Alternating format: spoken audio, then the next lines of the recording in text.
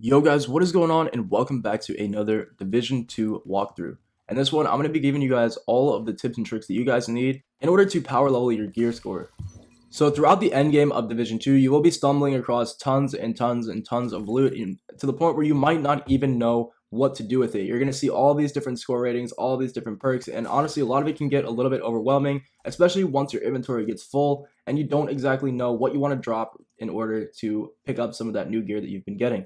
So in this video, I'm going to give you guys all of the tips and tricks that you guys need to know in order to actually power level your gear score and what exactly you need to be doing with your old armor and stuff that you may not have realized. So if you are someone with a full inventory and you've just been scrapping or maybe deleting all of your gear because you haven't really known what to do with it, or maybe you just think it's bad compared to some of your new gear, well, in this video, I'm going to show you guys everything that you guys need to know about your old gear and how it is that you can actually use some of your old underleveled gear in order to power level up the gear that you're wearing right now. So in order to get started, you will need to go to the White House. We're going to be going over to the crafting benches, and I'm going to show you guys exactly what you can do with some of your old gear in order to actually power level up some of your higher level end gear just by using this workbench. So go over to the White House, be sure to make sure that you have everything that you want on you to get rid of.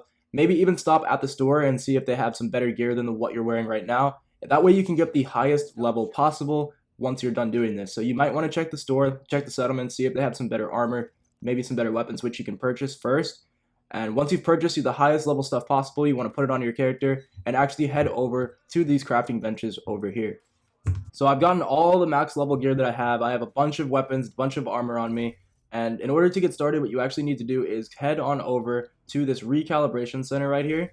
You're going to see all of your weapons and armor pop up, and what you're going to be able to do from here, as you can see, I have a level 365 chest piece, and what I'm going to do is actually click X on it to try to recalibrate this armor piece. Keep in mind this will take some materials, and this will also take some money as well in order to get started on this. But once you get started, what you want to do is actually find one perk inside of this armor piece that you want to change. Now you're going to be able to go through all of your other armor pieces. These are all the armor pieces that are basically in my inventory right now. And what we're actually looking for is a spec on some of my underleveled gear, which I can use to actually infuse into this piece of armor, which will then increase the overall level of this armor piece. So all you really need to do in order to power level up your character and actually boost up a lot of your gear is actually go over to these crafting benches, make sure you have some money and stuff like that so that you can get started. And what you need to do is actually go through each and every one of your pieces of armor. So you're going to go through your chest piece, your knee pads, you're going to go through your arms and your holsters, and you're going to do this exact method with every single one of your pieces of gear. Now, when you're done with this, you're going to be able to get rid of a lot of your old gear that you couldn't really use anymore. It was pretty much useless. And on top of that, you're going to have a much, much higher gear level because you have now essentially infused all of your armor up to that new level. So if you're someone that's maybe stuck on a really low world rank or maybe you can't access certain strongholds because you still need to get to 275, maybe 325 in order to hit those level caps, this is actually how it is that you're going to do that.